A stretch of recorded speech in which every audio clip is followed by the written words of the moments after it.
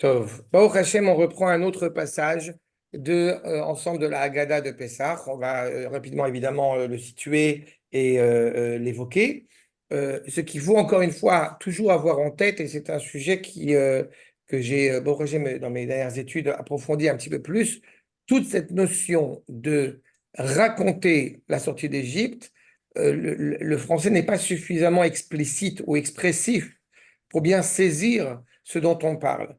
Pas nous avons cette notion, effectivement, on a souvent évoqué cela, la notion de les saper bi Yetziat Mitzrayim, à savoir être impliqué mentalement, physiquement, spirituellement de tout son être dans la sortie d'Égypte. Et il ne suffit pas simplement de relater l'événement, voilà, il s'est passé telle chose, nous étions en Égypte et on en est sorti. Toute cette implication-là, évidemment, prend son sens par la longueur, par la mise en place dans tous les détails possibles de la sortie d'Égypte. Et quand nous allons évoquer les plaies qui n'ont qu'un seul but, il y avait quelqu'un qui me demandait cette semaine pourquoi est-ce que Moshe Rabbeinu demande l'arrêt des plaies. Et j'ai répondu à un moment donné, il demande l'arrêt des plaies quand le pharaon il lui demande expressément d'arrêter parce qu'il s'engage à libérer le peuple, puis il se rétracte par la suite. Oui, le pharaon demande et Moshe Rabbeinu corrobore à ce niveau-là. Alors il me demande cela. Et en réalité, il faut toujours avoir en tête que la finalité des plaies n'est pas une cruauté gratuite. D'abord, ce n'est pas cruel parce qu'ils ont ce qu'ils méritent, évidemment, mais ce n'est pas gratuit. C'est-à-dire qu'il y a un objectif derrière cela. Et l'objectif, comme nous raconte la Torah elle-même, il est à deux niveaux. À la fois du savoir que Akash Baruch Hu, It'alel, Ishtashea, eh bien, il s'est amusé avec les Égyptiens. Et deux, pour que nous faisions preuve d'une grande reconnaissance à l'égard d'Akash Baruch Hu. D'où l'expression que j'ai souvent l'habitude de rappeler, d'où l'expression de la reconnaissance infinie que nous avons envers Akash Baruch Hu, envers c'est lui qui est au centre ce soir du Seder. Hein? Pour ce propos, on se rappelle que nos maîtres, n'est-ce pas, discutent sur la multiplicité des plaies. Combien y avait-il de plaies en Égypte, combien y avait-il de plaies dans la mer, etc., etc. Tout cela pour un seul but. Un seul but qui s'exprime de deux manières, si je puis dire. Qui s'exprime de la manière de nos frères Ashkenaz et qui s'exprime de la manière des Séfarades. À savoir, les frères Ashkenaz, si vous ne l'avez jamais vu faire, ça tu as dû le voir avec mes beaux-parents, certainement quand tu es venu au CDR, si tu te rappelles, peu importe. Il y a une petite serviette à côté du verre, du deuxième verre de vin, n'est-ce pas? Et avec le petit doigt, on jette à chaque évocation des plaies, et en l'occurrence, Dam, Vaesh, Betimrot, Hashan, puis après des Tsar, Hadash, Ve'achav, etc. D'accord? Que font les Sfaradim? Il y a la bassine, okay? Celui qui ordonne le seder, il prend le verre de vin, la femme, la maîtresse de maison, elle prend le verre d'eau, et elle jette à chaque évocation des plaies. D'accord? Ah, et sans oublier évidemment ce que j'ai coutume souvent de rigoler et de dire avec beaucoup d'humour, avec nos frères tunisiens qui disent un mot que la majorité, malheureusement, semble-t-il, ne savent pas ce qu'ils disent, Shumjunenu, d'accord? Qui en réalité, c'est Hachem Yatzilenu, d'accord? Mais c'est devenu Shumjunenu. Ah, on ne dit pas. Non, on n'a pas l'habitude de le dire. Ah, ok, il a fait. Non, on n'a pas l'habitude de le dire. Mais peu importe, c'est sympathique. Mais j'aime beaucoup le, voilà, Simsilenu. Simsilenu, d'accord? Voilà. C'est quoi Simsilenu? C'est Hachem Yatzilenu, en réalité. D'accord? Donc, Archa. Mais ce qui est important, T'as oublié les Tunisiens, tu fais Ashkenaz comme eux. Ce qui est important, c'est deux choses. Pourquoi est-ce que les Ashkenaz font avec le petit doigt? Il y a une évocation qui a tout à fait un sens, c'est Etzba Elohim. Non, en réalité, comme on dit dans le nombre de plaies, dans la récapitulation des plaies, on parle du doigt divin, du doigt d'Akash Baruch qui a agi. Du doigt, évidemment, Beyat, Chazaka, Bezron et Touya, la main qui agit. Et donc, c'est tout à fait noble de faire cela, même si on fait autrement, à savoir l'évocation à la fois de ce qu'on appelle Midat Adin, je le rappelle, le vin, et à la fois la Midat Chesed, l'eau. D'accord? Les deux sont évoqués. À chaque plaie que les Égyptiens reçoivent, on est d'autant plus reconnaissant de voir la bonté infinie, bienveillante du Créateur. D'où cette évocation d'eau et de vin. Et donc, a priori, nous ne parlons que de la sortie d'Égypte. Mais on insiste pour dire que nous devons nous considérer, n'est-ce pas, pleinement comme étant nous-mêmes sortis d'Égypte. Pas seulement nos aïeux, pas seulement nos pères, nous-mêmes. Et là, on touche quelque chose qui est quelque peu, ou alors on est romantique, j'ai envie de dire, et alors on est voilà, très théâtral et on va penser à un événement qu'on n'a pas vécu, ou alors il semble que à travers, si on arrive à percevoir cette nuit comme il se doit, nous arrivons à une compréhension qui dépasse l'entendement. Nous ne sommes plus dans l'histoire, nous ne sommes plus dans l'espace, nous sommes au-delà de cela. D'accord? Mais nous allons essayer d'aborder en profondeur. Tout d'abord, ok.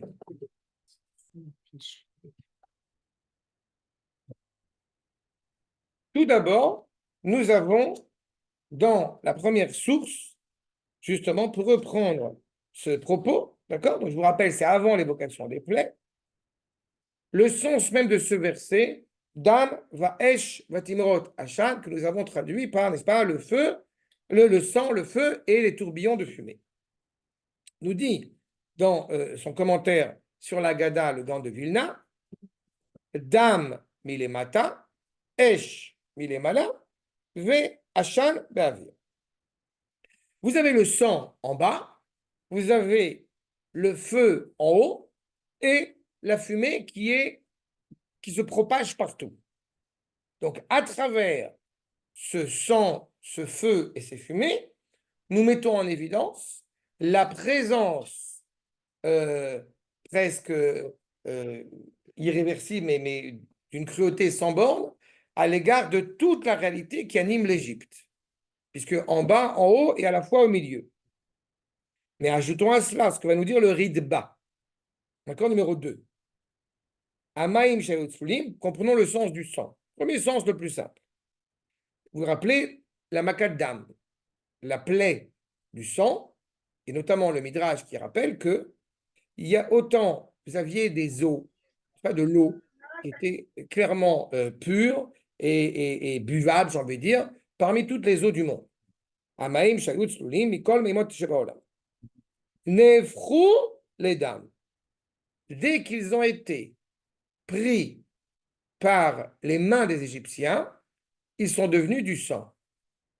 C'est assez, d'ailleurs assez cocasse comme anecdote que nous raconte le Midrash, parce que vous avez, mais on va très loin là-dedans.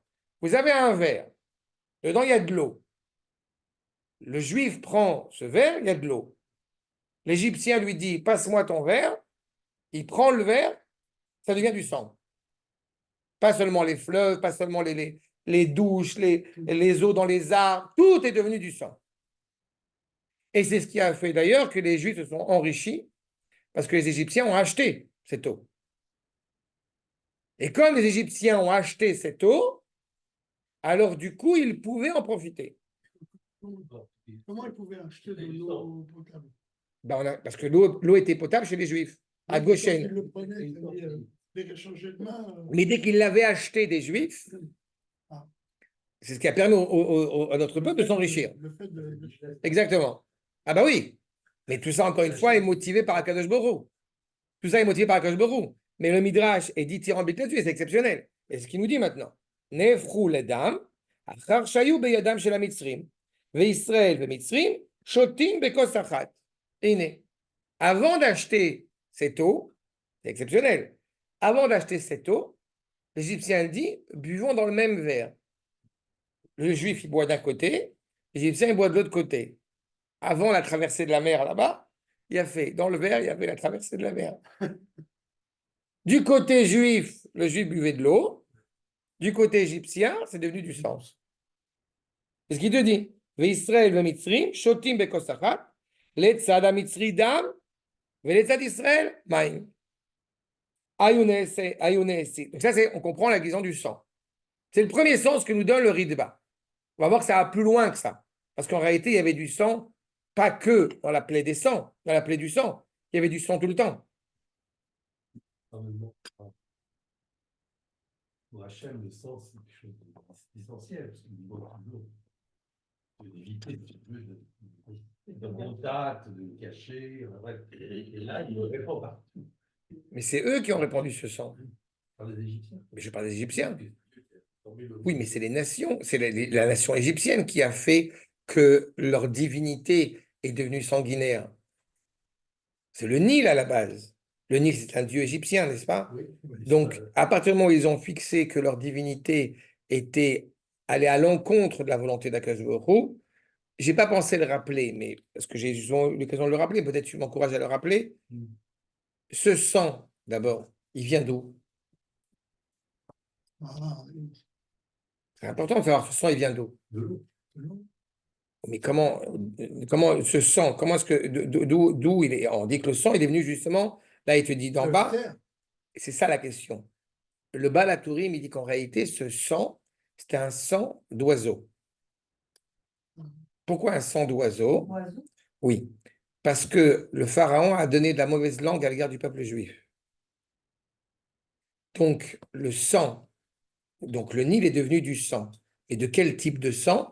Des oiseaux qui étaient, d'une certaine manière, sacrifiés en haut et qui ont produit ce sang. Premier sens. Il y a eu de la mauvaise langue sur le peuple juif, par conséquent, puisque tu as preuve d'ingratitude à l'égard de l'âme Israël, plutôt que d'avoir une bouche agréable aux yeux d'âme Israël, tu as eu, paro, tu as eu une péra, tu as eu une mauvaise langue. Donc, ça. Le deuxième sens qui est évoqué chez nos maîtres, à savoir, il a empêché les femmes d'aller dans le Nil pour se purifier. Par conséquent, donc, évidemment, de là où tu as fauté, ça se transforme en sang. Mais ce qui reste essentiel dans tout cela, c'est la vitalité égyptienne. J'ai souvent l'habitude de comparer cela quand je parle de la chassidoute de Auschwitz. Il y avait une chassidoute à Auschwitz. Aujourd'hui, quand on parle de Auschwitz, personne ne pense au Hadmor de Auschwitz. D'accord? Et pourtant, il y avait une chassidoute à Auschwitz. Qu'est-ce qui a fait que Auschwitz est devenu un cimetière? C'est pas nous. C'est leur comportement qui a fait que, quand on va sortir d'Égypte, l'Égypte est totalement vidée. Donc, c'est l'Égypte qui est devenue une mare de sang. J'ai dit sanguinaire, ce n'était pas le bon terme. Une mare de sang. Par leur méfait, ils ont créé cela. D'accord? J'ai juste une question. C'est une plaie. C'est une maca. En hébreu, on parle de maca. Les macas d'Akadosh Baruch Hu, le vadaï. On sait à peu près à quelle époque on peut chiffrer cette période-là. Le professeur André Neher, il a écrit un livre qui s'appelle Moïse, sur Moshe, qui a été d'ailleurs traduit dans plein de langues, et qui montre que le j'oublie le nom. C'est pas, il y a ou Ramsès II, c'est ou Ramsès II, ou Pénobophis, un truc comme ça. J'ai oublié son nom. Bon, enfin, Mais c'est cette période-là. ouais. Et on avait parlé déjà de Hippuvert de 144. Je sais plus. Non, Ah, d'accord, Ariel, pose la question. Non, j'ai juste cité, il y a quelqu'un qui, j'avais pas vu qu'il y avait d'autres gens qui participent au cours prochaine. J'ai juste cité le fait que à une époque où il y avait une chassidoute, il y a bien longtemps à Auschwitz, et que à cause des méfaits des Allemands, à Auschwitz n'invoque plus, ne connote plus une source de vie, mais au contraire une source de mort. De la même manière que Guy qui m'interrogeait sur la notion de sang, le sang qui, encore une fois, Adam ou Anefesh, le sang a une valeur importante dans la tradition grecque, il est source de vie, il est devenu source de mort, puisque comme son nom l'indique, chauffer d'amim, il déverse le sang. Comme ils ont déversé le sang alors que c'était un sang justement innocent, eh bien vous devenez une marque de sang. Comme malheureusement, à cause de leurs méfaits, eh bien, comme j'ai cité à Auschwitz, eh bien, au lieu de se rappeler d'Auschwitz en des termes élogieux, en des termes agréables, on ne s'en rappelle que dans la cruauté du comportement qu'ils ont eu. D'accord? Mais on pense effectivement que Ramsès II est évidemment un pourri, c'est la petite parenthèse pour vous rappeler que Chirac l'a accueilli à l'époque comme un chef d'État, quand le tombeau est arrivé en France. Enfin, je passe la parenthèse. C'était Ramsès qui l'a reçu chez Ramsès II. Ben oui, je me rappelle parce que ça a été Oui, cité. je me rappelle qu'il l'a reçu Ramsès II. en grande pompe. C'est là? Mais en tous les cas, je ne sais plus si c'est Phénobonis, c'est pas le nom exact, hein, mais je vous prie de vous excuser. Mais c'est Alors, après parce celui-là. que dans un recueil d'archéologie, ils avaient donné, mais c'était scientifique, hein, ils avaient donné la raison de l'apparition de cette eau rouge. Oui, Et ils avaient chiffré à peu près à cette époque-là. Et ils avaient dit qu'effectivement, il y avait eu toute une série de, comment on dit en français, des tremblements de ouais. terre qui avaient provoqué des écroulements de Phénomène. montagnes. On n'a pas besoin d'eux. Non, je veux dire pourquoi, non, non, mais je veux dire pourquoi on n'a pas besoin d'eux. Parce que la Torah elle-même, elle évoque ça. Oui. D'accord? On sait que les premières plaies, à commencer par la plaie du sang, les Égyptiens, les magiciens, soi-disant égyptiens, ont réussi plus ou moins à la reproduire. Donc, ce n'est pas le problème. On a reproduit. Oui, alors ok. Comment Ok. Ils ont réussi à transformer de l'eau en sang. C'est une transformation moléculaire et ils ont réussi à la transformer. En tout cas, c'est ce que racontent les textes. Maintenant, comment est-ce qu'ils ont réussi à la transformer? Encore une fois, tout phénomène naturel. Si on veut réussir à prouver que la mer qui s'est ouverte, en réalité, il y a eu un vent qui a fait qu'elle s'est ouverte à un moment donné, la Torah elle-même, elle en parle. Akadosh Baruch Hu fait en sorte que si tu veux ignorer la présence d'Akadosh Baruch Hu, eh bien, tu peux le faire. Tu veux penser que les bombes qui ont été balancées par les Iraniens et le dôme de fer, il a fait en sorte que ça tombe juste au bon moment pour se protéger? Très bien. J'ai aucun problème. Mais moi, je dis merci à Akash beaucoup d'avoir donné des J'arrive pas à C'est pas la raison. C'est que celui agrandir le truc. T'as pas vu la photo Oui, non, non, non. Ok, J'en ai marre de ce téléphone. C'est là? Il a choisi. Oui. C'est Il y a là. beaucoup de blagues sur eux, Ouais. le téléphone. Mais en tout cas, voilà, ce qui est important, c'est le premier sens qui est donné, c'est effectivement la plaie du sang a été une lourde claque pour l'Égypte par rapport à la divinité que représentait le Nil. Hein? On a souvent rappelé que une des raisons essentielles pour laquelle cette région-là, le delta, là où ils étaient là-bas, était immensément riche, c'est parce que Akash Baruch Hu n'était pas intéressé à entendre leurs prières. Donc il leur donnait à foison une richesse économique, donc motivée par le Nil, pour comme ça ils n'avaient pas à se tourner vers Akadosh Baruch Hu. Et c'est toute la problématique, justement, que l'Égypte était, Kegan Hachem, était considérée comme c'est le jardin d'Akadosh Baruch Hu, parce que c'était une richesse incommensurable. Ce qu'il en reste aujourd'hui, évidemment, montre bien à quel point l'Égypte a été vidée. Deuxième évocation, Ayunesim Kaesh, Soref ou Mitmale, Kol Mitzrayim, Hacham Befiem. Deuxième point, on voit que non seulement la présence de cette plaie, donc du sang, mais ils sont devenus aussi brûlés, comme on dit, et du coup, est sorti de la fumée de leur bouche. Et le verset que nous allons expliquer dans quelques minutes. Ce qui se laisse entendre, c'est qu'en réalité, donc on a une évocation, une présence de sang, de feu, de fumée, encore une fois, une terre à feu et à sang, comme on dit, dans toute l'Égypte. Ces trois éléments sont évidemment essentiels, c'est ce qu'on doit retenir de ce propos, encore une fois, comme qui constituent la finalité de toutes les plaies. Évidemment, ils sont synonymes de mort, mais on comprend bien que dans ce sang, comme je disais à l'intérieur, qui est l'évocation de la dignité humaine, donc le sang est à l'intérieur, le feu est à l'extérieur, on a dit en haut, en bas et partout. Ce qu'on doit bien laisser entendre, évidemment, c'est qu'il ne va rien rester de l'Égypte. Il ne va rien rester de tout ce qui peut respirer l'Égypte, de ce qui peut respirer la grandeur et la richesse égyptienne. Le seul problème à tout ce que je viens de vous dire maintenant, c'est que ce verset, il n'est pas dans la Torah. On a cité un verset, on explique le rapport à l'Égypte, on parle de la sortie d'Égypte, mais le seul problème, c'est que ce verset, il n'est pas dans la Torah. Ce verset, il est dans le livre de Yoël, c'est-à-dire quelques générations après, c'est-à-dire jusqu'à la fin du premier Beth Amikdash. Ça fait un petit moment quand même. Quand tu dis ce verset, tu parles de quel verset? Dam va et je vais Timrot Hacham. Ah, d'accord. C'est un verset. on le cite en exergue pour expliquer l'environnement en Égypte, sauf qu'il n'est pas en Égypte. Voyons ensemble l'accord numéro 3. Veaya, acharechet. Donc, Toi, tu l'expliques. La raison pour laquelle il n'est pas dans le Torah. attends, on va y arriver. C'est le dénouement. Là, tu me donnes- C'est le dénouement. mais c'est- Ben oui. Est-ce qu'on parle de l'Égypte ou des Égyptes? Voire même plus loin. On va voir. Non, c'est ce que j'ai pas compris, il y avait- Veaya, acharechet. On va expliquer ces versets.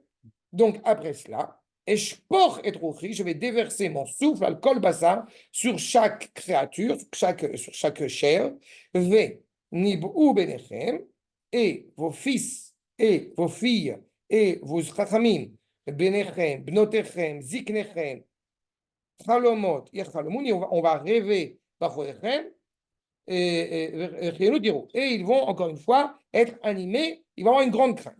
De quoi parle-t-on? Gam à la avadim, va la shfachot, les servantes, les esclaves, beyamim hema, et je vais déverser mon souffle, même sur les servantes et les esclaves. Venatati moftim, et je vais donner donc des miracles, bashamaim ou baaretz, dans les cieux et sur terre, dam, vaesh, et imrot hasham. Et notre verset. Je poursuis pour le moment. Hashemesh, yafor le choshesh. Le soleil va s'assombrir, va devenir sombre. Yareach, les dames. La lune va devenir rouge. Lifnei, boyom Hashem agadol va'anora. Avant l'apparition, avant la venue d'Akadosh Baruch Hu dans le redoutable, dans sa grandeur. Ve'aya, quand la shérikere b'shem Hashem, et tout ce qui était appelé au nom d'Akadosh Baruch Hu, imalet, kebe'artzeno birushalayim tiye pleta. On va tous fuir vers Yerushalayim. Kasher Amar Hashem, ou Baseridim, Asher Hashem Kol. Et tout ce qui évidemment été appelé au nom d'Akadosh Baruch Hu va laisser, semble-t-il, des survivants. De qui parle-t-on ici? Je tiens à vous le préciser dès maintenant, on ne parle pas de Ham Israël. On parle des Goïms. On parle des nations qui vont subir, semble-t-il, le courroux d'Akadosh Baruch Hu à ceux qui ont voulu nous porter préjudice. On comprend évidemment le rapprochement à l'Égypte, mais ce n'est pas un hasard si on l'évoque justement dans la Haggadah. Je me permettrai d'ajouter un point, mais ça c'est quelque chose que j'ai souvent eu l'habitude de rappeler. Vous savez que la Haggadah, si on doit dire en 2 mots c'est quoi la Haggadah, il faut toujours en avoir en tête, c'est un commentaire de 4-5 versets dans la Torah, qui ne sont pas dans le livre de Shemot, qui sont dans le livre de Devarim. Il faut être conscient de cela. On ne s'en rend pas compte parce qu'on lit la Haggadah comme ça et pas forcément ça. On a ce rapprochement dans le livre de Devarim, dans Parashat Kitavo. Ah, il est là, pardon. Ça, je peux pas vous le dire. בזמן הביקורים. Exactement. Au moment où on amène les prémices de nos récoltes. Encore une fois, on est loin de l'esclavage égyptien. On est déjà en train de rentrer en Eretz Israël. On s'apprête à rentrer en Eretz Israël. On évoque les versets qu'on amène quand on amène les prémices de nos récoltes à Jérusalem. C'est du verset 5 au verset 9. Voilà, 4 versets. Tout la Haggadah, c'est des drachotes autour de ces versets. D'accord? Mais tu veux. Ve'anita, ve'amarta lifnei Hashem Elohecha, arami oved avi, vayared mitzrayma, vayigar sham bemetemeat. Tous, et si se termine par la fin, ve'yavinu el makom hazeh, et à que je vous nous amener là-bas, et itnu lanu et haaretz hazot, eretz zavat chalav udvash. Et c'est là l'objectif. On est dans la Haggadah, on est déjà en chemin. Je te rappelle qu'il y a une coutume traditionnelle très ancienne où les enfants avaient un baluchon sur le dos et on leur demandait d'où tu viens, de Jérusalem. Où tu vas, à Jérusalem. Je passe mon temps à le répéter. C'est ça l'objectif de Pessah. On doit sortir d'Égypte pour revenir à Yerushalayim. C'est la base fondamentale. Tu es passé par la Pologne, tu es passé par l'Algérie, tu es passé par la Tunisie, mais l'objectif, on est parti, on revient en Eretz Israël. Et justement, ce n'est pas encore une fois innocent si je fais ce rapprochement-là, mais on va le voir dans 2 secondes. Voyez d'abord Makor numéro 4 avec Rashi. Vetimrot Ashan, Zekifut, Maale, Ashan, Begova. On a cette nuée. A priori, quand on a parlé de la fumée, on a l'impression d'avoir une fumée suffocante. Une fumée suffocante pour nos ennemis. Mais qu'est-ce qu'elle inspire pour nous? Une épine dorsale. La même nuée de fumée qui nous a accompagnés quand on était dans le désert. Zkifut, Maale, Ashan, Begova. En hauteur. C'est intéressant comment est-ce que ça devient une fumée qui était suffocante, qui était absolument terrible, en une nuée de fumée qui devient profondément bienveillante à notre égard, qui devient ce guide auquel nous sommes rattachés. Mais poursuivons. Le Midrash, Makor numéro 5. Ce soleil qui s'obscurcit. Ilamdenu Rabbeinu, Misheoroe, Zikim, Or, Barakim, celui qui voit des étincelles, du tonnerre, comment est-ce qu'il va faire la bénédiction sur eux? Car Shanu Rabotenu, ala Zikim, ala Zvaot, ala Ramim, ala Berakim, Omer, Baruch, Shekocho, Gvurato, Maleolam. Quand on voit le tonnerre, c'est pas? Et quand on entend les éclairs, ok aussi. Non, on voit les éclairs, quand on voit les éclairs, pardon. Quand on voit les éclairs, il y a une bracha. Je te reconnais à Akash Baruch Hu, je reconnais la force et la grandeur du Créateur qui remplit le monde. Arei, c'est de la Mishnah. Mina Mishnah, Mina Mikra, Minaïn amabit la'aretz vetir'ad, ou maketiv achrav, yeh kvod Hashem le'olam. On voit un tremblement de terre, on reconnaît la grandeur d'Akadosh Baruch Hu. Pour reprendre la remarque des historiens, là encore, les scientifiques qui veulent absolument mettre Akadosh Baruch Hu d'un côté et la science de l'autre côté. Grâce à Dieu, de moins en moins. Mais pendant des siècles, tu seras d'accord avec moi que ça a été... Le Midrash, il est un peu plus tôt, encore. C'est exactement cela. Celui qui va être capable de reconnaître la grandeur d'Akadosh Baruch Hu, encore une fois, il va voir l'événement de manière différente que ce que peut-être la majorité des gens, je ne veux pas dire la majorité, en tout cas une grande partie des gens, vont voir. Est-ce que ça veut dire que quand nous avons, c'est pour ça que j'ai trouvé que c'était judicieux de retravailler sur cet épisode, est-ce que quand il y a les Iraniens qui nous menacent, est-ce qu'on doit avoir peur? Réponse, à mes yeux, non. Est-ce qu'on doit aller avec les Teilim en Iran et dire on est les plus forts? Réponse, non. On doit être profondément humble à l'égard d'Akadosh Baruch Hu, mais on doit être aussi totalement confiant envers Akadosh Baruch Hu. Pourquoi? Je ne le répéterai jamais assez, parce que Akadosh Baruch Hu a décidé qu'il n'y aurait plus d'exil. Il faut se mettre ça dans le crâne. Il n'y a plus d'exil, c'est terminé. Et tant qu'on ne l'a pas compris, on va se recevoir des claques. Am Israël est revenu en Eretz Israël. Ça veut dire qu'on doit s'organiser, ça veut dire qu'on doit être suffisamment intelligent et remercier Akadosh Baruch Hu de nous donner encore une fois de l'esprit, mais on ne doit pas oublier un détail. J'ai entendu il n'y a pas longtemps quelqu'un qui a fait une remarque, et ce n'est pas la première fois d'ailleurs que notre Premier ministre le dit, et c'est tout à son honneur, de dire Bezrat Hashem.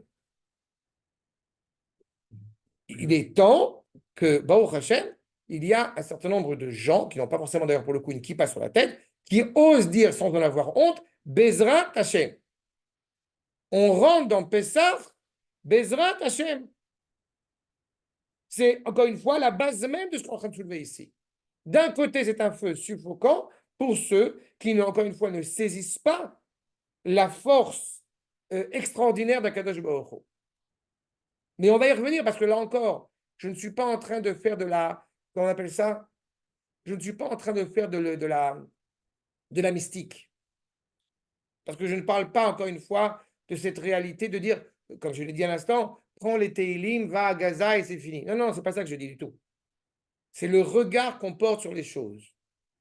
Oui, je l'assume, et on l'a déjà dit plusieurs fois. Quand il y a une sirène, oui, je vais dans l'abri.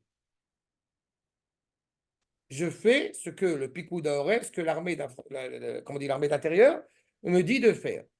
Mais je ne suis pas en stress. Cette nuance, elle est très mince. On est responsable. Mais on va revenir par rapport à notre propos. Regardez ce que nous dit. Shal Eliyahu Zal et Rabbi Nehorai, mipnema zvaot baot laolam. Pourquoi est-ce qu'il y a des drames, des détresses, des tremblements de terre? Non, c'est le masque, le casque. À Marley, nous avons évidemment, j'ai coupé tout à l'heure, mais à Marley, כשהקדוש ברוך הוא רואה שאין ישראל מפרישים מעשרותיהם כראוי, אז זוועות באות לעולם. Parole très dure. Quand il voit que Am Israël ne fait pas les Trumot ou Maasrot, Akash Borou envoie des drames dans le monde. Ça peut paraître étrange. Qu'est-ce qu'il y a de si terrible à ne pas faire les Trumot ou Maasrot? Trumot ou Maasrot, je rappelle, c'est quand on prend un petit peu du fruit, c'est pas des fruits qu'on a ramenés à la maison, pour les amener a priori au Beth Amikdash. Ce qui n'est pas le cas pour le moment, mais malgré tout. Pourquoi est-ce que c'est si terrible de ne pas le faire? En réalité, celui qui ne fait pas les Trumot ou Maasrot, c'est un voleur. Pourquoi c'est un voleur? C'est un voleur parce qu'il est persuadé que les fruits qu'il a récoltés, c'est de son propre chef. Il a oublié que les fruits et les légumes et les fruits qui étaient en Eretz Israël, ils appartiennent à Kadosh Baruch Hu. Oui, mais tout est une mitzvah. Pourquoi est-ce qu'il a pris justement cette adjonction-là, spécifiquement? Parce que c'est un voleur. Parce que de prendre ses fruits sans reconnaître, peu importe, même si on le fait aujourd'hui à moitié, parce qu'on n'a pas de Beth Amikdash, donc on prend une toute petite partie et on la jette à la poubelle, mais l'acte est important. Mais vadaï. Sauf si, mais ça dépend si tu ramènes des fruits. La plupart des magasins, ils ont déjà fait. Ils ont déjà fait. Quand tu vas dans les magasins cachers, Si tu achètes au chouk, il y a des champs où tu ramènes des fruits dans le champ, évidemment tu dois faire. Mais évidemment qu'on le fait. Évidemment qu'on le fait. Non, non, c'est des mitzvot qui sont des mitzvot qui sont rattachés à Eretz Israël. Mais là encore une fois, c'est très intéressant. C'est-à-dire que la raison pour laquelle il y a des problèmes dans le monde, c'est parce qu'on n'est pas suffisamment pointilleux et éveillé à la valeur d'Eretz Israël et à la sainteté fondamentale d'Eretz Israël. On commence à entendre en filigrane le fait que ce soit justement dans la Haggadah de Pessah, dans la sortie d'Égypte, que je rappelle les prémices de nos récoltes dans le Seder. Alors qu'on va parler de cela, les prémices de nos récoltes, 50 jours après. C'est Shavuot. C'est déjà invoqué. N'oubliez pas le midrash que j'aime souvent rappeler, que quand Yaakov Avinu il arrive en Égypte, il a planté des arbres. Pourquoi? Parce que quand on va sortir, on va prendre ces arbres pour construire le Mishkan. Donc Yaakov, en venant, il n'oublie pas de dire, on est de passage. L'obanu leishtakea sham et la gour sham. On n'est pas venu devenir des Parisiens républicains démocrates, on est venu des touristes. On est en touriste.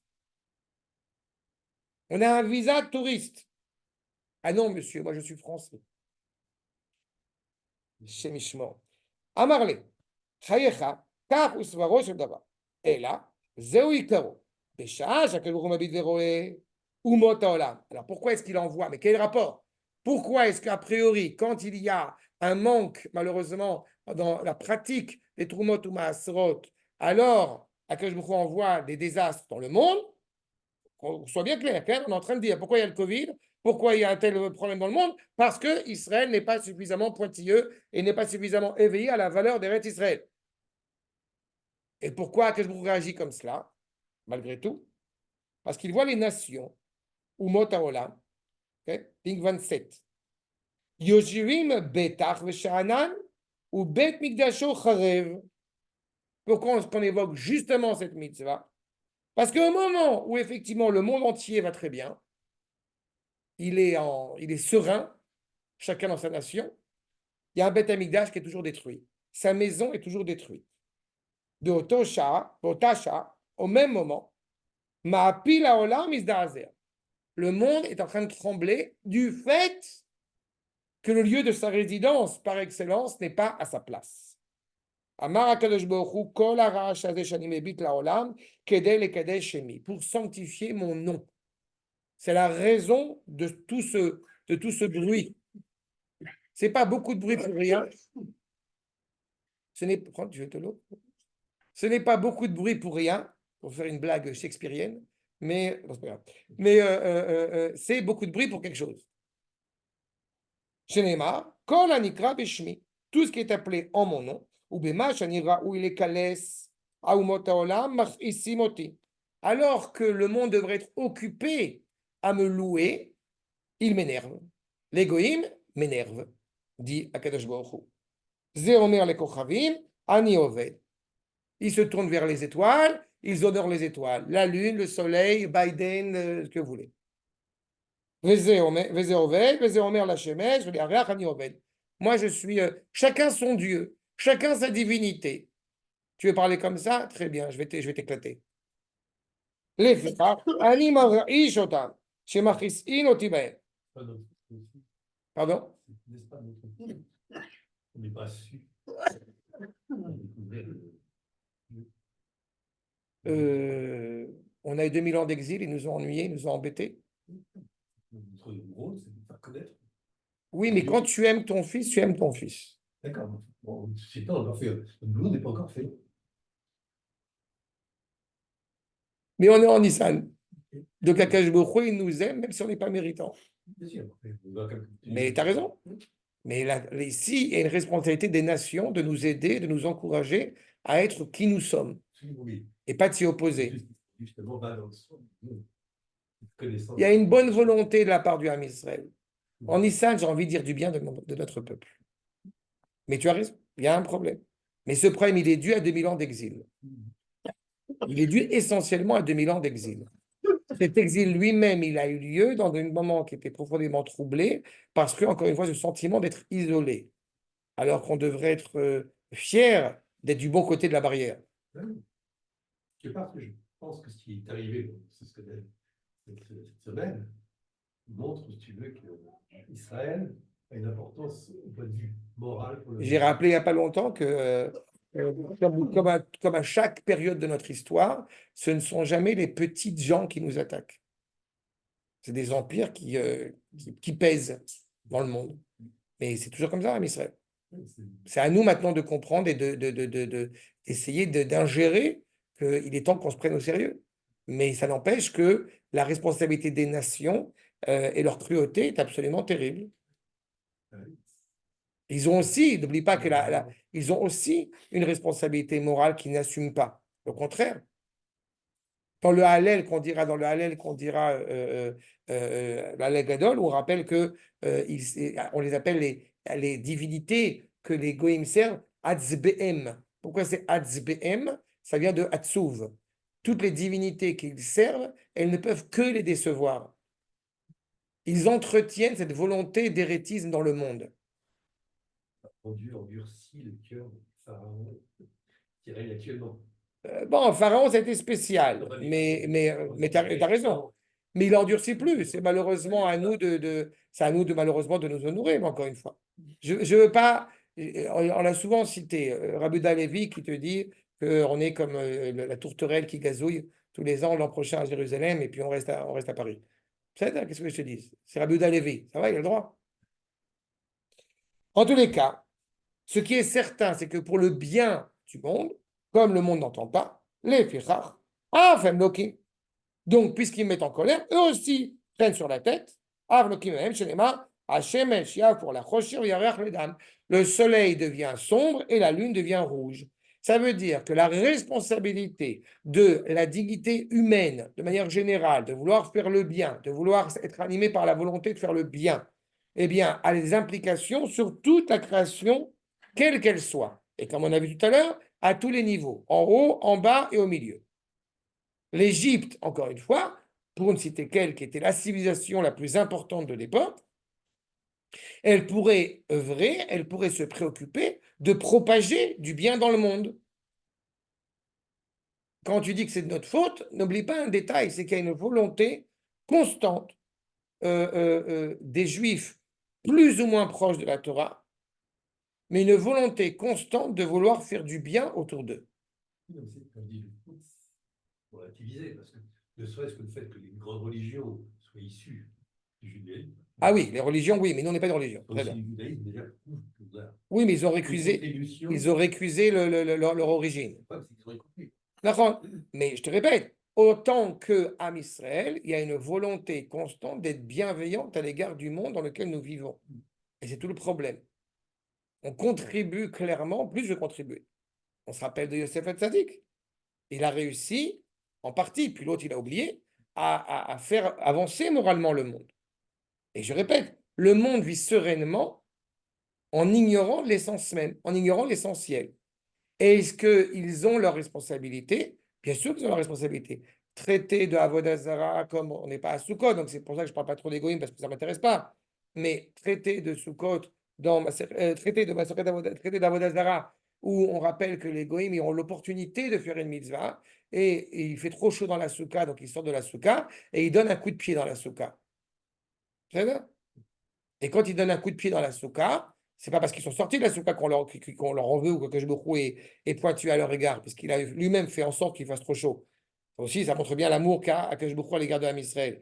Mais le fait qu'ils sortent de la soukha en donnant un coup de pied dans la soukha montre bien leur inadéquation à être rattachés à la parole d'Akadosh Baruch Hu.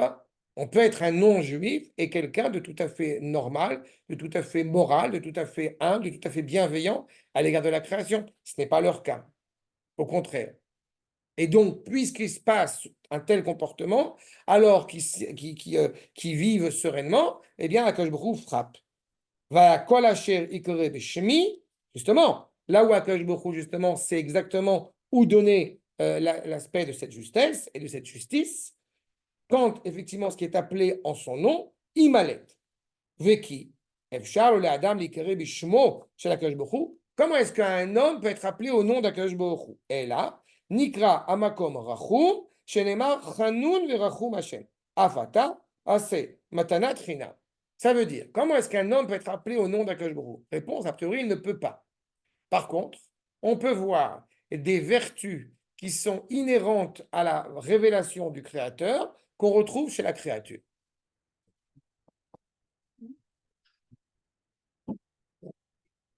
Vous avez des gens, on avait cité une fois, comment ça s'appelait, Aubrac.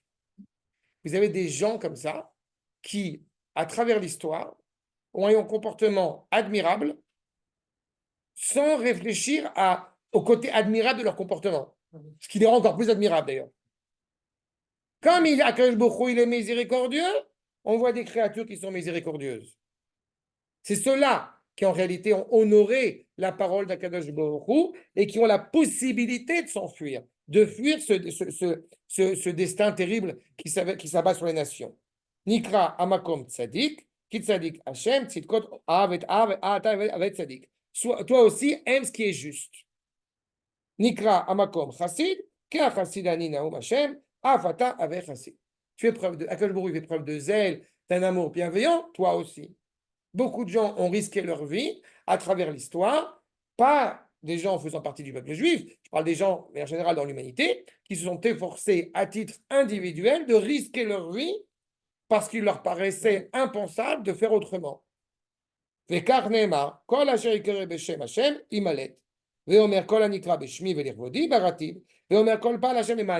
une fois, la volonté d'Akadosh Baruch Hu est d'agir pour sa création et pour ses créatures en particulier. Je me permets de rappeler, par la même occasion, pour rester dans le contexte pour l'instant égyptien, que Moshe Rabbeinu, Moshe Aaron ont dit clairement rentrez votre bétail dans les tables parce qu'il va y avoir une plaie, là où ce soit la grêle en l'occurrence, et ils n'ont pas voulu. Enfin, les Égyptiens n'ont pas voulu. Ceux qui ont rentré leur bétail dans les tables, ils ont été sauvés. Ceux qui n'ont pas laissé, pas question.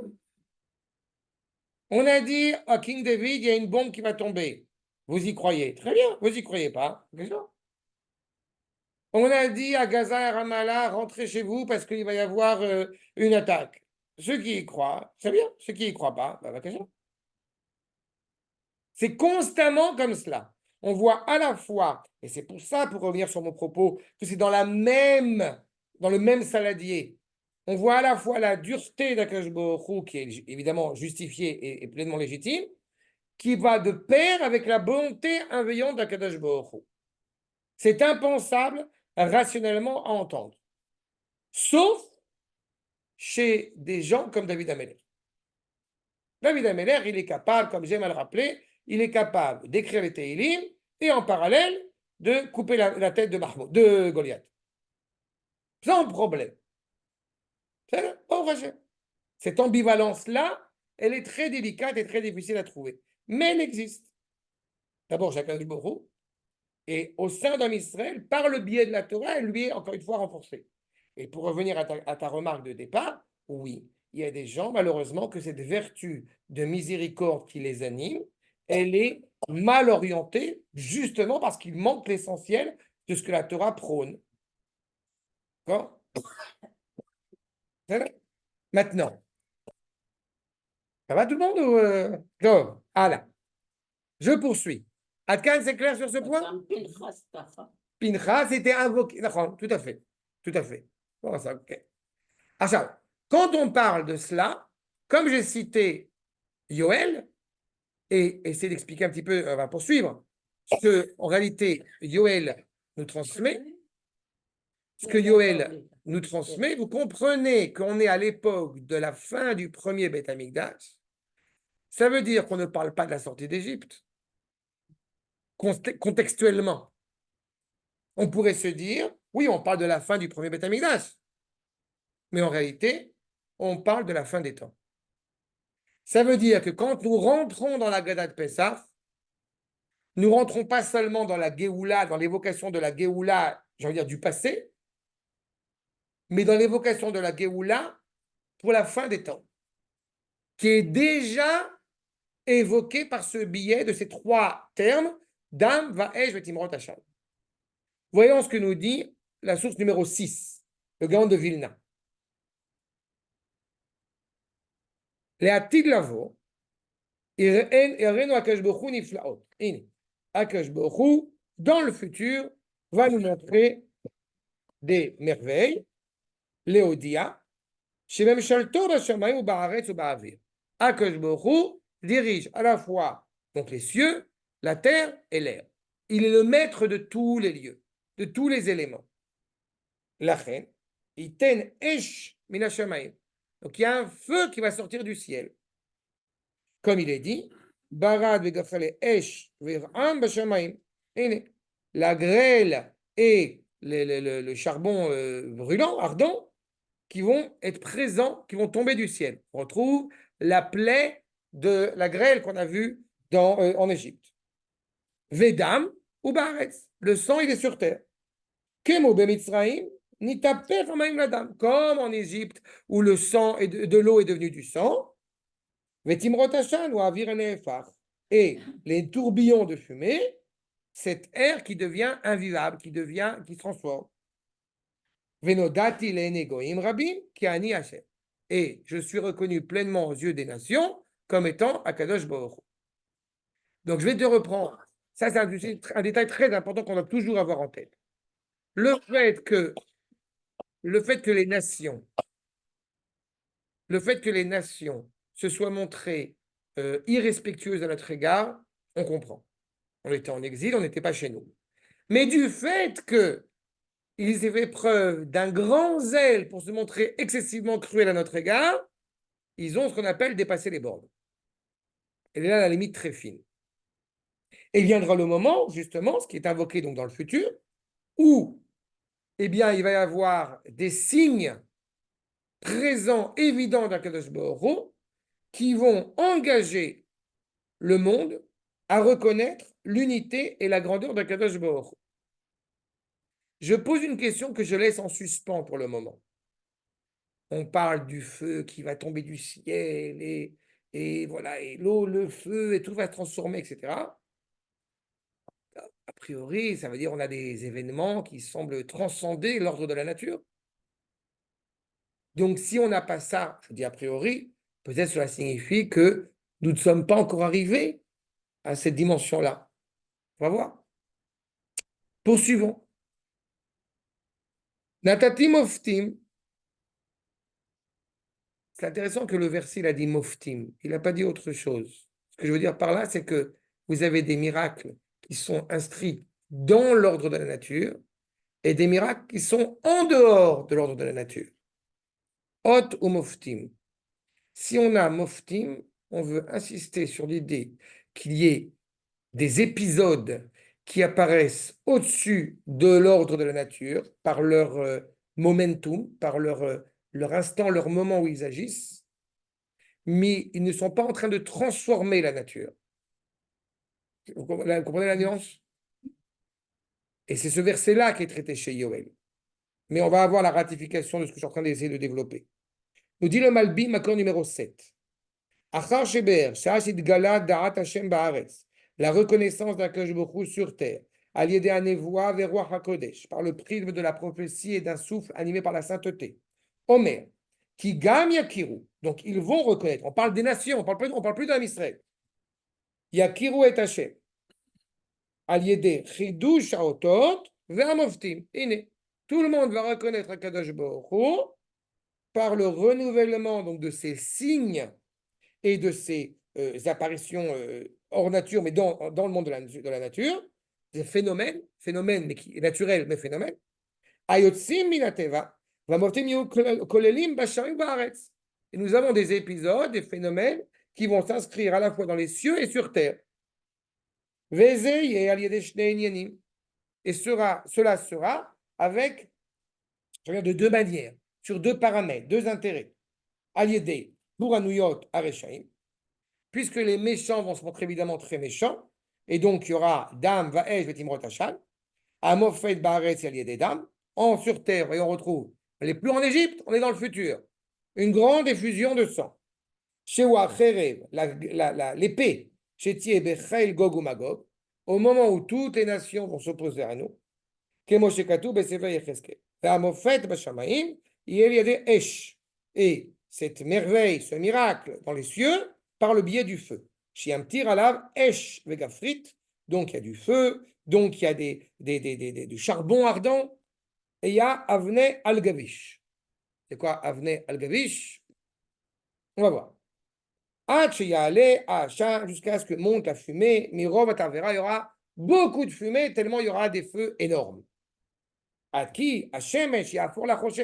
À tel point que le soleil va devenir obscur.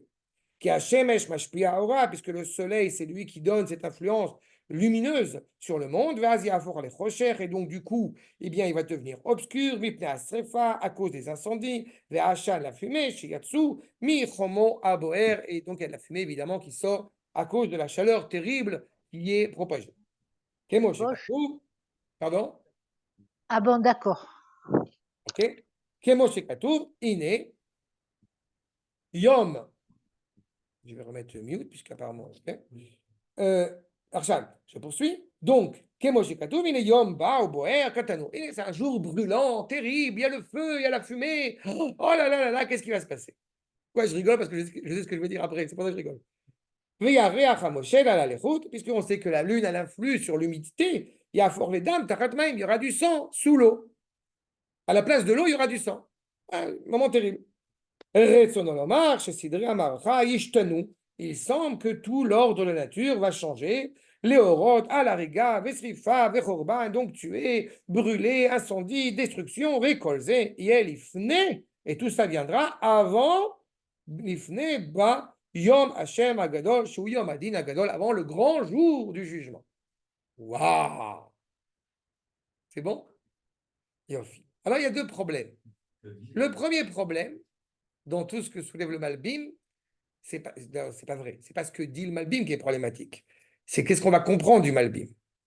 Le premier problème, c'est que le Rambam déjà nous a enseigné que tout celui qui croit qu'il y aurait un changement d'ordre de nature après l'avènement messianique est un idiot. D'accord? Donc déjà, on a un problème. Mais on doit affronter ce qui nous est dit ici. Qu'est-ce qu'on doit comprendre? Qu'est-ce qu'on doit entendre? Il y a un grand malheur pour le monde, puisqu'on a bien compris ils ne veulent pas reconnaître Akadosh Baruch Hu, je répète, qui n'est pas juif, mais qui est la charte morale absolue de toute la création. Ce qui est un drame considérable. J'ai l'impression qu'ils vont dans cette voie. On aura essayé. À l'inverse, il y a, oui, de plus en plus de nos frères qui sont en train de retrouver leur identité profonde. Je vous rassure, ce n'est pas toujours visible, mais je regarde, les chiffres montrent aisément, comme j'ai eu souvent l'habitude de le rappeler, à l'époque du Rav Kook, on parle de 80% d'assimilation en Israël. D'accord? C'est-à-dire 80% d'assimilation de juifs qui étaient proches de la Torah, qui s'y sont écartés et qui font plein de bêtises.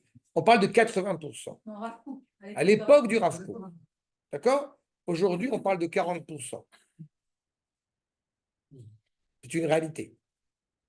Donc, on ne peut être que optimiste. Et j'ai presque envie de dire, comment en suis-je persuadé? Puisque vous avez un groupement, un noyau dur qui sent, j'ai envie de dire que la fin est proche. Je n'aime pas utiliser ces termes-là, mais bon, qui sent que la fin d'Israël libre et sans Torah est proche, qu'on est en train de devenir l'Iran. Donc, ils sont en train de se mettre de plus en plus en colère. Voilà. Mais en réalité, c'est irréversible. Et on ne deviendra pas l'Iran. Tu vois?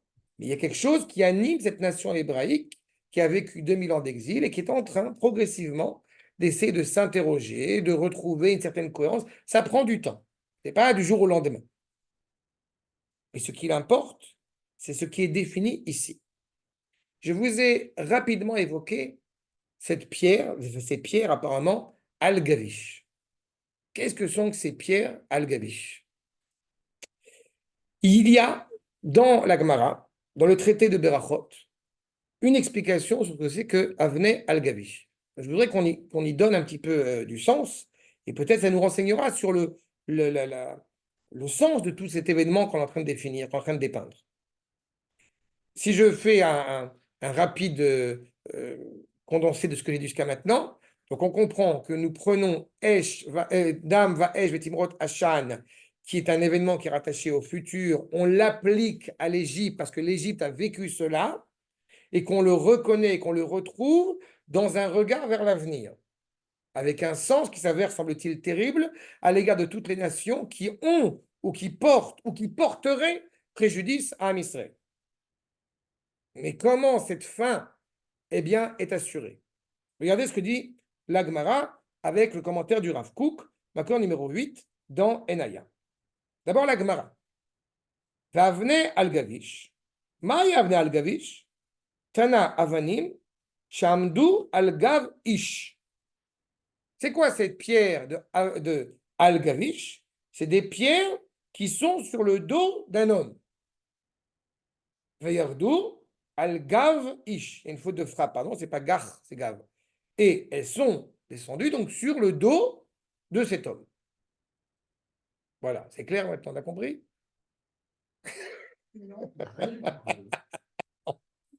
Bien fait. C'est comme le Yévani. Il a la Oh, il a fait Meod. Ta remarque, elle est fondamentale.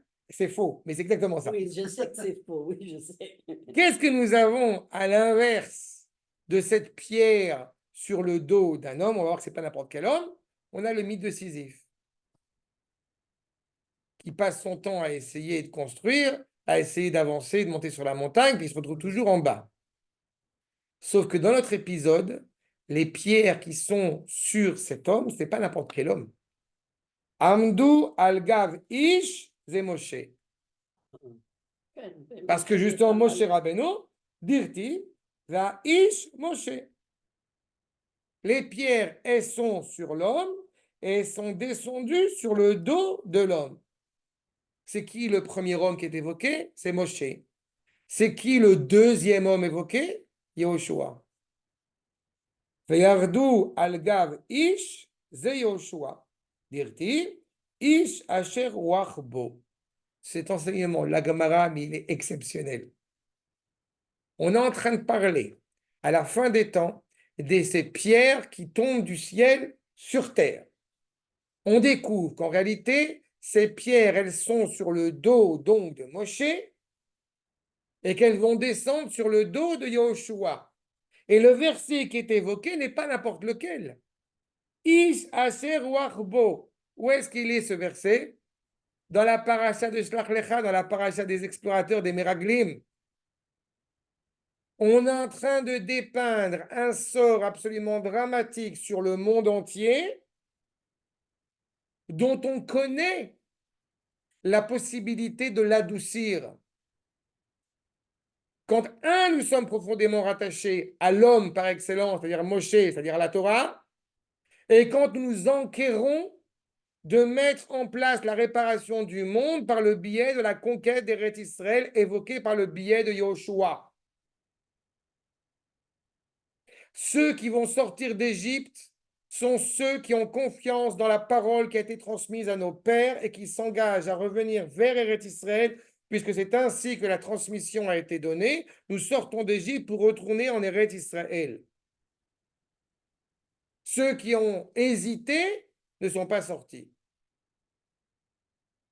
Alors on pourrait vivre dans la notion de miracle, totalement ésotérique, totalement déconnecté de l'ordre de la nature, et en évoquant la problématique, il y a une guerre, qu'est-ce qu'on fait? Ben, le Rav Kook qui va répondre. Amir Chama, Drusha, je reprends la suite. Apparemment, ils ont du mal à faire mute. Non, il y a une fake. Amir Chama, Drusha, les filles, Ma'amad ha'enoshiyut, shelo nigmar adayin be'ashlamato. La guerre est nécessaire, a priori, quand l'humanité n'est pas encore arrivée à sa complétion. Elle est d'autant plus nécessaire au moment où la nation doit se défendre, où elle doit retrouver sa cohérence. Veine, les filles aragil, tluya atzlachat kol uma, beitgaber ruach haometz belev anshea. Dans la majorité des gens, les civilisations, la recette pour réussir à mener la guerre vient en renforçant le courage chez les citoyens, chez les concitoyens, chez les gens qui constituent cette nation.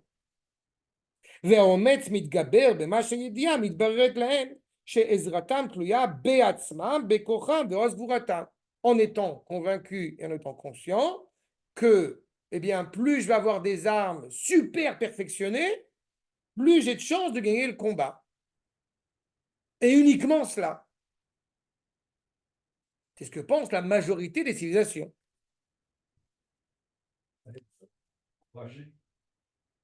On a des armes extraordinaires, et pourtant, j'ai dit, Alken, Yochal Atoen Lit'on, qui Musaged Da'at Yirat Elohim, s'enfermer dans ce prisme religieux, je vais ajouter un petit peu de cynisme, de bigoterie, de crainte révérentielle envers Akadosh Baruch Hu, en réalité, semble-t-il, selon ce même présupposé, ligne 56, Yachlishu et Aomet Sa'am vont affaiblir le peuple. Pe'asher lefi ha'emet mitbaer ki l'Hashem hamilchama. Puisque, justement, alors que selon la vérité, on dit que c'est Akadosh Baruch Hu qui mène la guerre. Velou le'ezrat Hashem, shehu zera adam. Sans l'aide d'Akadosh Baruch Hu, semble-t-il, on ne peut pas gagner. Et on a une sorte de conflit comme ça. C'est où nous sommes dans la contemplation, où nous sommes dans l'action, sans évocation spirituelle, sans renforcement moral. Le Rav nous dit clairement, Aval, zu ta'ut muchletet. C'est une erreur absolue. Qui en gader habitachon, ve'atlut, il n'y a pas de limite à la confiance et la dépendance, ve'atlut, el Yeshuat Hashem. En aucune manière, cette dépendance, cette confiance envers Akadosh Baruch Hu, balema et kol kochot hagvura haefsharim. En aucune manière, elle viendrait amenuire l'évocation de toute force possible. Si en disant j'ai confiance envers Akadosh Baruch Hu, mais du coup je ne vais pas aller travailler et j'attends que l'argent vienne directement du ciel, ça pourrait marcher. J'insiste, ça pourrait marcher. Mais la vraie question, elle n'est pas là. Est-ce la volonté d'Akadosh Baruch Hu? Est-ce que c'est cela qu'attend Akadosh Baruch Hu de nous? Réponse, je vous le dis dès maintenant, non. Je l'affirme, non. Ki im להשכיל את העם, שלא בכוח הגבורה הבשרית לבדה, ישיגו מאויים. Si justement, on doit comprendre, l'être humain doit comprendre que cette force, que cette vigueur terrestre, matérielle de sa chair, de son corps, qui im tsarich leze, gam הגבורה המוסרית, cette force militaire, cette force physique n'est pas suffisante pour pouvoir gagner la guerre. Elle est adjointe, elle s'ajoute à une force morale d'aller dans les cheminements, d'aller dans le chemin d'Akadosh Baruch Hu. Et à ce moment-là, et bien évidemment, chez Aza'am Zakai, chez Tamod Lokvurato, chez Yatzliach, à ce moment-là, Akadosh Baruch Hu pourra gagner, pourra vaincre tous les combats possibles. Mais puisqu'encore une fois, à la fois nous avons la stratégie militaire, physique qui est nécessaire, qui s'ajoute, qui contribue à la volonté, encore une fois, de parfaire le monde selon la volonté du Créateur. Aval, pour l'instant, je vous accorde, mais ça c'est toujours pareil avec, dans le NAIA, vous ne comprenez pas quel est le lien avec Daesh, Beti Proteshan, on va tout comprendre après, je vous promets. Mais je vais doucement parce que c'est un passage qui est compliqué, encore une fois, qui est difficile. Et dans tous les commentaires sur les Haggadot de la Gemara, le Rav Kook commence quelque chose et on se dit, je ne vois pas le rapport avec ce qu'on est en train de dire, et à la fin, tout s'éclaire. Donc, pour ça, je vous dis un peu de patience. Aval. Mais quand on va juste insister sur cette force physique, sans observer, sans apprendre, sans s'élever spirituellement, sa victoire, son succès n'aura aucune utilité et du coup, évidemment, Vadaï, lo yatzliach. Et il ne réussira pas puisque Akadosh Baruch Hu n'est pas avec lui. Nimtsa, chez Yisod Habitachon, ce qui est essentiel à la confiance, encore une fois, Vetachlit Haora'a, ce qui est essentiel pour accéder à cette finalité miraculeuse, érigée, dirigée par le Créateur lui-même en faveur du peuple juif, c'est de comprendre que c'est Akadosh Baruch Hu qui mène la guerre. Comme j'aime à le répéter à chaque fois, nous ne faisons pas la bénédiction en disant Amotzi Chita Minaharetz, mais Amotzi Lechem Minaharetz. Et pourtant, c'est l'agriculteur qui va travailler. C'est l'homme ou la femme qui va, pour ne pas faire affront à personne, qui va pétrir la pâte. Donc, et pourtant, on dit Amotzi Lechem. Tout ce processus s'inscrit dans la volonté du Créateur. Ma participation, mon humble participation, contribue à la volonté du Créateur selon la volonté d'Akadosh Baruch Hu de me rendre méritant. Donc, on ne peut pas penser une seule seconde que de penser à Akadosh Baruch Hu au moment du combat pourrait m'affaiblir. Et pourtant, on a vu des gens qui, en pensant à Akadosh Baruch Hu, pourraient s'affaiblir. C'est qu'en réalité, ils ne pensent pas suffisamment au rôle que eux aussi endossent. Elle est là la nuance. Si on était des pieux bigots et qu'on ne fait rien, ce n'est pas ainsi que le souhait d'Akadosh Baruch Hu. Et si on fait tout en pensant que c'est nous qui allons vaincre et c'est nous qui allons gagner, on n'a aussi rien compris. On ne comprend pas la justesse du combat que nous menons, la valeur de la guerre que nous menons, la valeur de cette sortie d'Égypte, à quel point elle est bouleversante pour l'Égypte à l'époque et à quel point notre retour en terre d'Israël est bouleversant pour l'humanité. Donc, vous voyez, il est important, l'effort de l'âme, l'effort de l'homme est nécessaire, les akamato aklalit ve'apratit, à la fois pour la nation comme pour l'homme. Kim, les chachlela, pour améliorer, mikol zdadea, pour que la création soit parfaite de toutes parts, Aïnou, Shelot, Istapek, Rad, Bekvura, Pshuta, et pas seulement se contenter d'un héroïsme ponctuel ou simple. On veut être une réalité, je répète, où la résidence d'Akadosh Baruch Hu puisse pleinement résider. Donc, il faut être parfait de toutes parts, à l'intérieur, à l'extérieur et au milieu, en haut, en bas et au milieu, de toutes parts. Je vous rappelle, 600 000 Juifs sont sortis d'Égypte. 6, comme le rappelle le Maharal, c'est la complétion. 4 points cardinaux, en haut et en bas. Au moment où l'embryon est plein et prêt à sortir, donc 600 000 Juifs, on sort. Le monde est prêt à accueillir la présence d'Akadosh Baruch Hu. Kim, Tifnal Kol Hazadim, tous les côtés. Chez la Shlemut Prati, Bakleli. La complétion, je répète, particulière et générale. Quand le Rav Kook parle de Prati et Klali, ce n'est pas seulement au sens de individuel et national, mais aussi au sens d'Israël et de l'humanité, de la création tout entière. Le Klali ici, ça implique aussi la dimension globale. Et c'est le sens même, nous dit le Rav, Zeu Isod Adiktu Kamusari, Shayu Tzrichim Litneg Bemilchemotenu, Lefi Adracha Shel Torah Hashem Tmima. C'est le sens profond, encore une fois, le sens moral profond du comportement qui nous est demandé au moment de nos guerres, quand on se comporte selon la volonté, selon la Torah, encore une fois, complète, entière. Pour pas que je vous perde, je vous rappelle simplement un point essentiel. On parle de ces pierres al-Gavish qui vont arriver à la fin des temps. Ça veut dire qu'en réalité, va s'opérer, c'est ce qui laisse entendre déjà, une réalité essentielle où le cœur va commencer à retrouver sa cohérence. Puisqu'on a dit ces pierres qui sont sur le dos de Moshe et puis qui descendent sur le dos de Yahushua.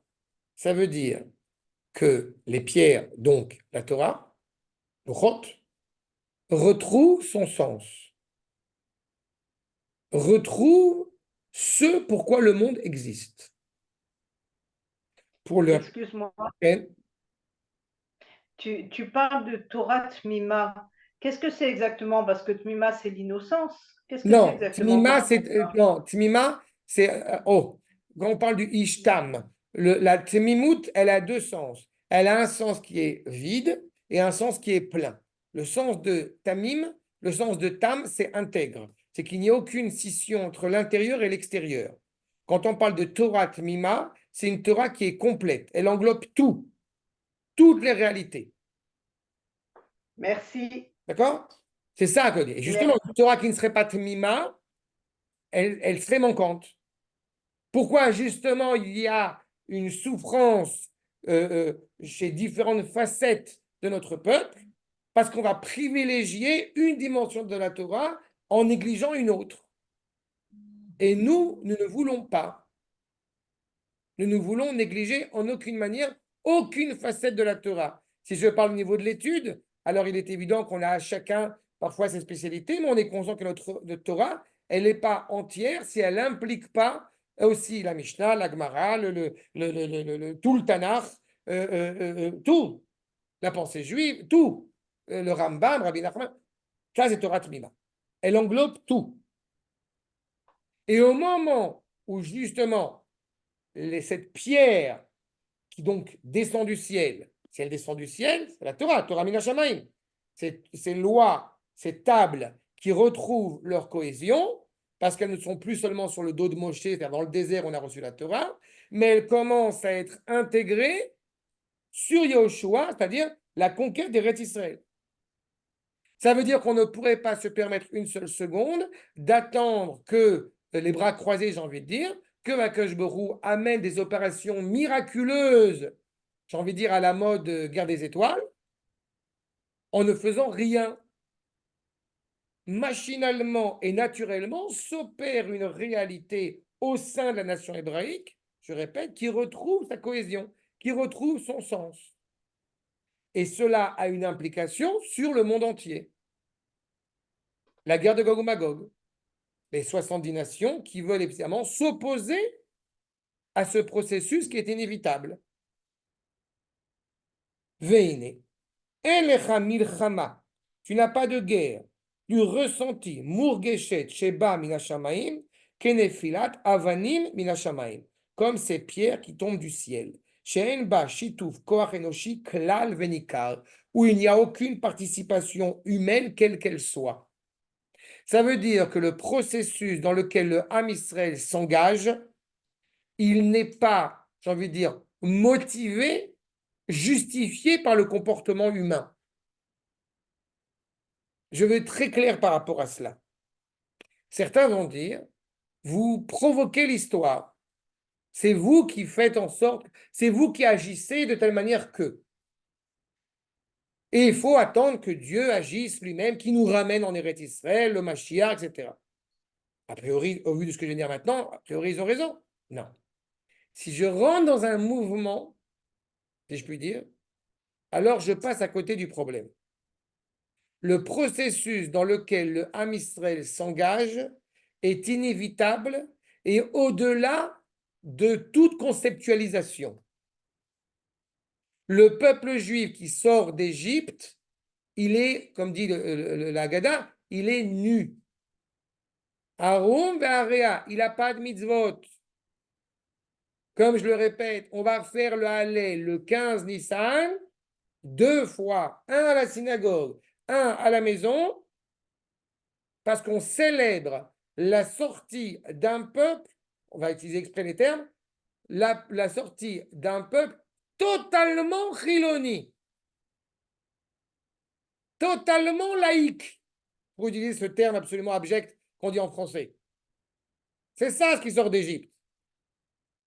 Je vous rappelle que les malachim vont nous dire, vont dire à Kadosh Baruch Hu, et ceux-ci, ils sont idolâtres, ceux-ci, ils sont idolâtres. Qu'est-ce qui a fait que le Ham Israël est sorti d'Égypte, si ce n'est l'amour inconditionnel d'Akadosh Baruch Hu à notre égard? Qu'est-ce qui fait que Noach a été sauvé? Parce qu'il a trouvé grâce gratuitement aux yeux d'Akadosh Baruch Hu, Tzadik Bedorotav. Qu'est-ce qui fait que Avram Avinu est sorti de Ur-Kasdim? Rien. On a les midrashim, le magasin, les statues, etc. Dans la Torah, c'est volontairement pas précisé. Qu'est-ce qu'on dit dans la Haggadah? Vaikach et Avram. C'est Akadosh qui prend Avram de Ur-Kasdim. C'est tout. Mais pourquoi? Qu'est-ce qu'il a fait? Qu'est-ce qui a justifié que? Rien. C'est volontaire que la Torah n'insiste pas sur ce point. Parce qu'il a, il a écouté ce que Dieu lui a dit. Il n'y a pas écrit. Lech Lech lecha. lecha. Lech lecha. Il C'est y elle. va. Lech lecha. Et elle a continué à savoir où est-ce qu'il dit Lech lecha. Lech lecha. Il n'y a rien avant. Il n'y a pas Avraham, Matzachen, Ben Akadosh Baruch. Rien. Non, il n'y a rien avant. Du tout. Mais on voit après qu'il écoute Avant- ce qu'on lui après. demande et Chana, écoute, il va. quand je parle, écoute. Je t'en supplie, écoute et après, le truc. Après, pas avant. Le fait qu'il va s'avérer que c'est justifié, j'ai envie de dire, d'aimer Am Israël, de choisir Am Israël, ça va se justifier par la suite dans l'histoire. Mais ce n'est pas a priori. Pour mettre en évidence, encore une fois, le lien inconditionnel qui rattache Akadosh Baruch Hu à Am Israël. Ce n'est pas parce que tu as agi de telle manière que oui, la délivrance du peuple juif est assurée. Non, la délivrance du peuple juif est assurée, point. C'est ça qu'il nous dit. C'est ça il n'y a aucune participation humaine. Certains, en lisant il n'y a aucune participation humaine, vont dire, ah bah du coup, je fais rien. Mais ce n'est pas ça le sens du verset. De la même manière qu'on le retrouve dans Zecharia, l'Obekochi et la Berouchi. Justement, dans Zecharia, vont nous commenter les maîtres là-bas, que ce n'est pas par la force, l'Obechail et la Berouchi, ce n'est pas par la force militaire, c'est par mon souffle. Et là-bas, les commentateurs vont dire justement que, sous-entendu, ce n'est pas par l'essence, ce n'est pas essentiellement grâce à l'armée qu'on va gagner, mais aussi grâce à l'armée. Les Chol, chez Mina Shamaim, Nilchamim, Be'oive Am Hashem, tous ceux qui vont s'avérer combattre les ennemis, combattre les ennemis du peuple d'Akadosh Baruch Hu, lo ta'amer shebeze yeshora shetzad habitachon merachel et ha'ishtadlut ha'enoshit. C'est-à-dire qu'en réalité, vous avez deux types de gens. Vous avez les ennemis dont on connaît le destin tragique, je peux dire, et vous avez ceux qui vont combattre les ennemis du peuple d'Akadosh Baruch Hu. C'est-à-dire qu'il y a aussi, à titre individuel, des personnalités qui vont elles aussi être épargnées, puisque justement, elles vont participer à ce projet en étant du côté d'Israël. De la même manière que vous avez des gens qui sont ce qu'on appelle des guerres tzedek, ou guerre tosha, ou guerre tzedek, des gens qui ont une volonté, en l'occurrence, de vouloir absolument faire partie de la destinée du peuple juif. Vous avez les Makoya, comme on aime à les rappeler au Japon, cette secte qui ne pense qu'une seule chose, prier pour le salut du Ham Israël. Et ce sont des non-juifs. Ça. Non, il y a quelques centaines de milliers aujourd'hui dans le monde. On en a, ça existe. Quelques centaines de milliers aujourd'hui dans le monde qui ne font qu'une seule chose, penser au bien d'Israël. Parce qu'ils sont conscients, encore une fois, que le bien d'Israël est bienveillant et bénéfique pour le monde entier. Les Mormons. Non, ceux qui sont pour Israël, mais ce qui n'est pas plus. Ah oui, les évangélistes. Non, eux, non. Eux, c'est encore autre chose. Moi, j'étais dans un roman d'un goy. C'est autre chose, rien à voir. On ne va pas tout mélanger, tout mettre. C'est-à-dire, l'idée, peu importe. L'idée, encore une fois, c'est que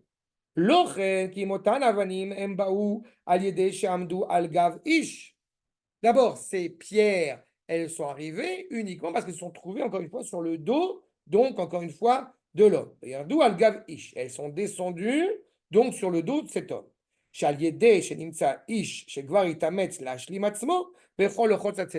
C'est une sorte, semble-t-il, de rapport inévitable. C'est-à-dire que les Goïms se sont montrés cruels parce que Israël est devenu Israël. Et comme Israël est devenu Israël, alors les Goïms se sont montrés cruels. Donc on ne s'en sort pas. Si on s'en sort, parce que la justesse, elle évidemment, elle avance. Et en tous les cas, semble-t-il, c'est pour ça que sont venues ces pierres.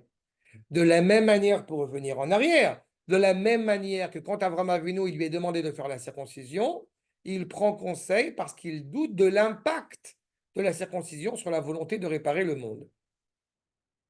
D'accord? Il prend conseil auprès de Alon et Mamré. Pourquoi? Parce que peut-être qu'en faisant la circoncision, eh bien, il va se couper du reste du monde. Ben oui. Tu vois? D'abord, il prend conseil. C'est ça? Tu regardes dans Parashat Vayera là-bas, et on voit qu'il va demander à Elon et Mamré. D'abord, le fait est, c'est qu'il prend conseil. Et en prenant conseil, il y a quelque chose de juste dans ce conseil. Comme c'est Hachem qui lui demande, je comprends pas. Hachem lui fait la circoncision, mais il est normal qu'il ait un questionnement, il ait une interrogation. Pas sur la parole d'Akadosh Baruch Hu, sur la volonté de sanctifier le nom d'Akadosh Baruch Hu. Au milieu du monde. Encore une fois, c'est beau de dire ça aujourd'hui quand nous sommes qui nous sommes, mais lui, il le vit, cette réalité. Quand Yosef Hatzadik s'enquiert d'essayer de faire évoluer moralement l'Égypte, il les amène à faire la circoncision. D'accord? Et pourtant, malheureusement pour eux, on voit qu'ils ne se sont pas corrigés moralement, puisque la dépravation était absolument catastrophique en Égypte. Mais il y a eu cette volonté d'amener le monde à une réalité meilleure, qu'ils récusent. C'est cette fameuse pierre qui tombe. Mais heureusement qu'on a un bon dos, pour reprendre notre expression. Et ça avec les circoncis. Non. J'ai expliqué ça va voir mon cours sur Ovadia. Mon cours sur Ovadia que j'ai fait, va voir là-bas, je rappelle cela souvent. Imken, justement, il a refusé. Oui, je peux me poser. Sur Esav, quoi? Il me semblait qu'il n'était pas circoncis. Mais je sais pas Oui, parce qu'il a refusé de faire la circoncision. il a refusé le bébé. Non, il a refusé parce qu'il était malade. Je te rappelle, le Khatam Sofer, Regarde, il était rouge de sang, il était même pour rouge, donc Yitzhak a dit peut-être il est malade, il ne faut pas le faire. Et quand tu lui as proposé de le faire plus tard, il a refusé. C'est ça. Mais ce qui montre bien, encore une fois, leur retrait par rapport à cela. Mais ce retrait est inévitable puisqu'ils sont incapables, encore une fois, de se comporter à l'échelle de la nation, de se comporter moralement, de manière juste. Donc, heureusement qu'il y a la barrière, heureusement qu'il y a la nuque raide de Lévinas qui tient le monde sur ses épaules, c'est nous. La pierre, elle tombe, mais elle pourrait tomber, une pierre brûlante, elle pourrait tomber et détruire le monde. Mais on est armé avec la Torah. On est armé sur la justesse. Imken, morim en, tzorech, acharitzut, lekol kisharon, she'ar beyadenu hu. On est sommé de mettre en valeur les talents qui sont les nôtres, les talents qui nous ramènent à cette nation hébraïque pour pouvoir bien, donner sens à ce monde. Ou bichlalam, gamken, aïdgabrut, lechozek hauma, y compris le renforcement de la nation, de surmonter tous les déboires et tous les échecs que nous pouvons traverser, parce que le monde dépend de nous. Si, comme j'aime à le dire, si on s'avisait en tant que nation hébraïque de déserter, c'est fini. Et Akash Baruch Hu a fait en sorte qu'on ne puisse pas déserter. Mais je répète, vous voyez que ça met en phase la responsabilité de Ham Israël. Dois-je rappeler que ceux qui sont sortis sont ceux qui ont été prêts à prendre le sang sur le fronton de leur porte. Il faut être toujours conscient de cela. La 10e plaie, elle va de pair avec la sortie d'Égypte. La 10e plaie, c'est-à-dire la plaie des fils aînés, elle va de pair avec la capacité du peuple juif à prendre la croix de Jésus, de lui cracher dessus et de l'étendre sur le fronton de nos portes aux yeux de tous. D'abord à nos yeux nous-mêmes. C'est ça la vraie question.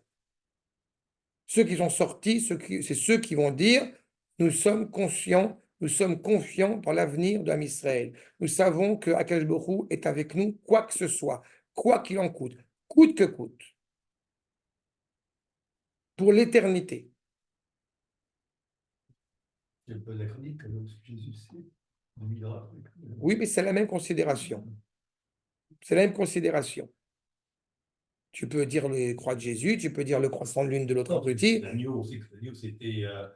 C'est exactement la même chose. C'est exactement la même chose. C'est exactement la même chose. Je pense qu'il a bien été clair tout au long de cet exposé qu'on ne parle pas de la sortie de l'Égypte uniquement en tant qu'Égypte. Nous ne faisons pas de l'archéologie. C'est déjà énoncé à Avraham Avinu quand Akash Baruch Hu lui a dit Vegam et Agoy d'Ananochi au moment de l'alliance fixée en Israël. Vegam et Agoy d'Ananochi. C'est quoi Vegam et Agoy d'Ananochi? Et la nation, elle aussi, je la juge. Sous-entendu, il y a une autre nation. Il y en a une, il en aurait été 4. Et l'Égypte, elle englobe toutes les nations qui vont nous succéder l'une après l'autre. Arshal, en tous les cas, donc, Vekol Sachrea, Shem Etne Achuvot, Amusariot, Vaturiot. Encore une fois, toutes les conditions, on doit se renforcer grâce aux exigences morales et touraniques que nous avons à accomplir. Si on est confiant envers Akash Baruch Hu, on va s'empresser de vouloir faire ce qu'Akash Baruch Hu attend de nous. Tellement on est rattaché à Akash Baruch Hu. On a confiance. Tous les miracles chez Anuroim que nous pouvons voir, chez Enbem Shum Tzad Ishtadlut Enoshi, Michol Makom, Em Gamken Tluim Bakisharon Adam Vechavetut Amusari.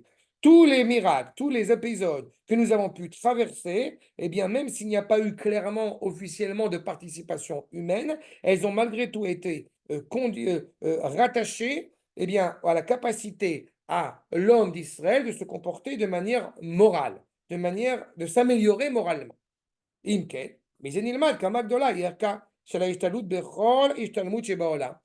coup, on comprend à quel point cette capacité à s'améliorer, cette capacité à s'efforcer chez l'homme est très importante. Et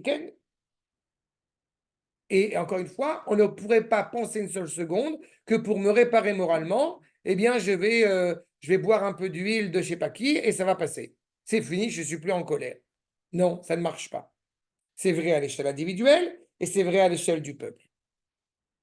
Ce que nous dit le Rav Saadia Gaon dans la suite, chez Keivan, chez Anouroïm, ce qui est en gras, comme nous voyons, chez les Tzorecha Ashlama Ruchanit, pour s'améliorer, pour se compléter spirituellement, Ashlama Ruchanit Anitzrit, éternellement, Anu Tzrichim, Vadaï Leishtadlut, Shel Torah ou Maasim Tovim. Il est impératif que encore une fois, qu'il nous incombe d'agir en bien en faveur de la Torah et des actes. On pourrait rentrer dans Pessah sans faire le ménage. On pourrait pas, parce qu'il y a... Mais on comprend à travers cela que cet effort de l'étude, cet effort du ménage, cet effort de tout ce qui va nous mettre en phase avec cette sortie d'Égypte a une influence sur nous, a une implication sur nous. Vous savez qu'il y a deux avis qui existent et qui peuvent être très problématiques. Le premier, j'ai eu l'occasion de faire un cours là-dessus, sur la vérification du Hametz. On va vérifier le Hametz dans tous les coins. C'est bon, j'ai fini. Voilà. Et puis l'autre avis qui va dire, mais non, mais l'essentiel, c'est le Hametz que tu as dans ton cœur. Les deux sont totalement à l'ouest. Les deux avis sont totalement à l'ouest. Quelle est la vérité? Au moment où je fais la vérification du Hametz, je dois penser à vérifier le Hametz, vraiment traditionnellement les 10 petits bouts de pain qu'on va trouver à droite à gauche, mais en pensant aussi à toutes les fronteries, à toute la colère, à tout le Hametz que je porte en moi. Ce n'est pas physique et ce n'est pas spirituel. Et ce n'est pas dans une scission de deux notions. Je suis conscient que j'ai le privilège de participer à l'accomplissement du projet divin par le biais de la Torah et des actes que je vais commettre. Pourquoi? Parce que Akadosh Baruch Hu, lui aussi, fait ses mitzvot. Asher kideshanu be mitzvotav, c'est ses mitzvot à lui. Comme Akadosh Baruch Hu met les tefilin, moi aussi je mets les tefilin. Imke, rainu shekar. C'est ainsi qu'il faut comprendre la vertu, donc, d'Akadosh Baruch Hu, Makom Baruch Hu, l'anchil Adam Tuvo, où Akadosh Baruch Hu veut faire hériter, donner à l'homme tout son bien à l'aider à Ishtadlut Mitsido. Tout le bien que l'homme, encore une fois, va prodiguer. Et là, je me permettrai d'ajouter un point. Si on essaye de faire en sorte que vous connaissez la fameuse histoire de Rabbi Natan Eifshitz avec le chat. Vous avez cette histoire? Je la rappelle rapidement. Il y a Rabbi Natan Eifshitz et un curé qui parlent ensemble. C'est peut-être une histoire vraie, on ne sait pas. Et ils parlent ensemble et le curé est persuadé que on peut tout transformer. Une personne qui est peut-être mauvaise ou qui peut être inappropriée elle peut devenir quelque chose d'absolument extraordinaire. Et alors, le Rav Natan Eifshitz, il fait un pari avec le curé en disant, écoute, il y a ce chat-là, tu es persuadé que tu peux le transformer en quelque chose d'extraordinaire? Il dit oui, je peux le transformer laisse-moi du temps pour le préparer, je peux le transformer en serveur grande classe d'un grand banquet. Écoute, on se voit dans 6 mois et tu seras invité à ce banquet et tu verras le chat, la transformation du chat. 6 mois après, le Rav, il arrive et il voit effectivement le chat, queue de pie, machin, le plateau, etc. Et puis, le Rav Natan Eifshitz, il a une petite boîte. Il voit, il sert, etc. Et le Rav Natan Eifshitz, il a une petite boîte. Dans cette petite boîte, il y a une souris. Il ouvre la boîte, la souris, évidemment, elle sort. En 2 secondes, le chat, il a tout envoyé valser. Il a fait. Qu'est-ce qui se cache dans cette histoire? C'est ça. Chasser le naturel. Exactement. Le naturel profond de la nation hébraïque, c'est de vouloir faire le bien, de faire le bien, d'être bien. On l'a vu, sans évoquer, sans rappeler, mais on est dedans. Ce qu'a déjà enseigné le Rav dans Roth Israël, c'est la volonté de faire le bien, d'être bien. Mais d'où on a puisé cela? Parce que c'est ainsi que nous avons été forgés. Dès le départ, Donc, je veux pousser Am Israël à se révéler dans toute sa splendeur par les efforts qu'il va fournir. Et cela sera d'autant plus percutant et d'autant plus important pour la création tout entière. Mizenavin, chez Gamatov Agashmi, et pas que le bien spirituel, l'onasi qui imalidei shtalotenu.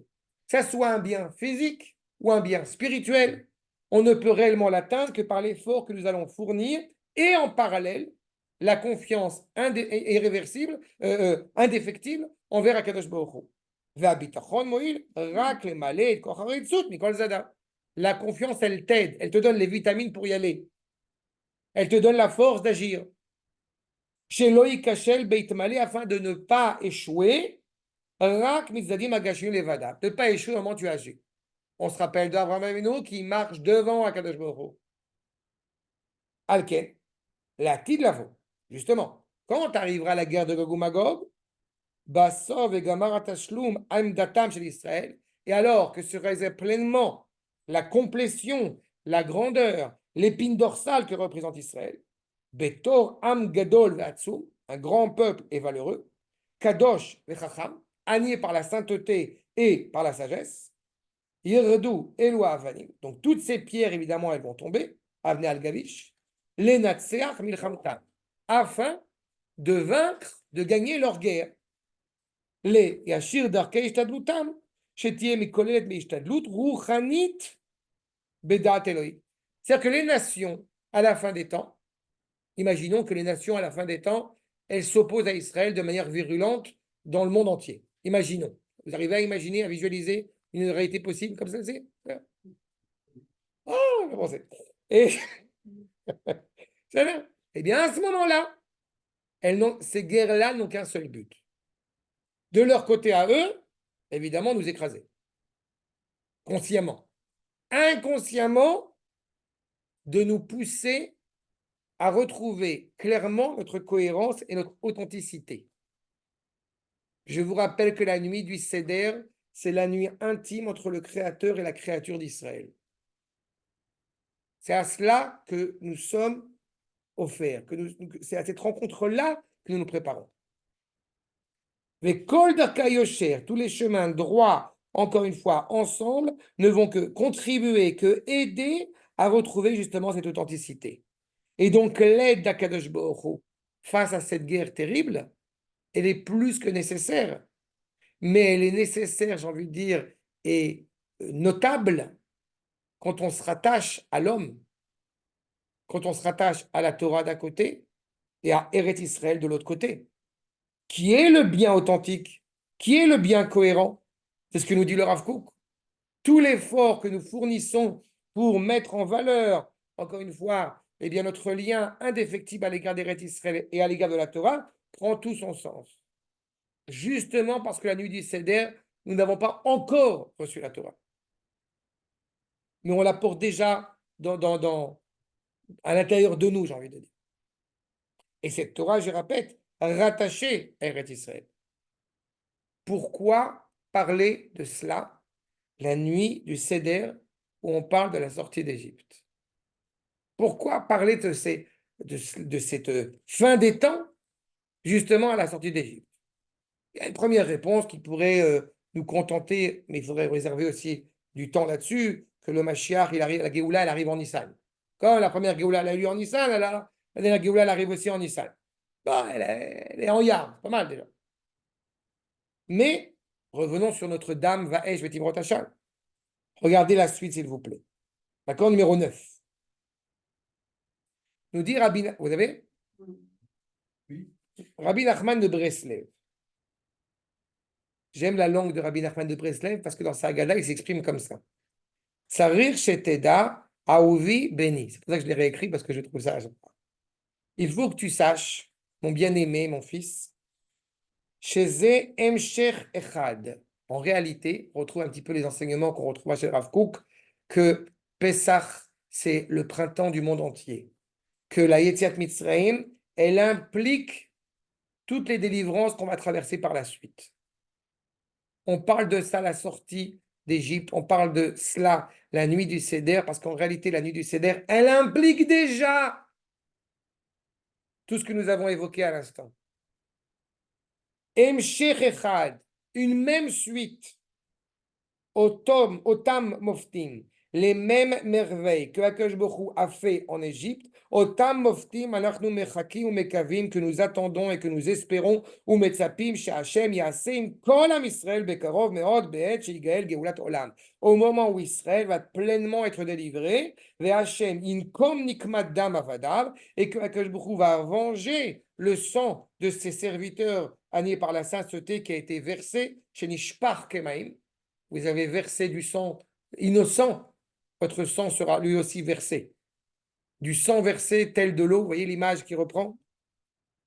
Paul al umot haolam, et tombera sur les nations, dam va'esh vetimrot ashan, et tombera sur les nations, donc ce sang, ces feux et ces nuées de fumée, ces tourbillons de fumée.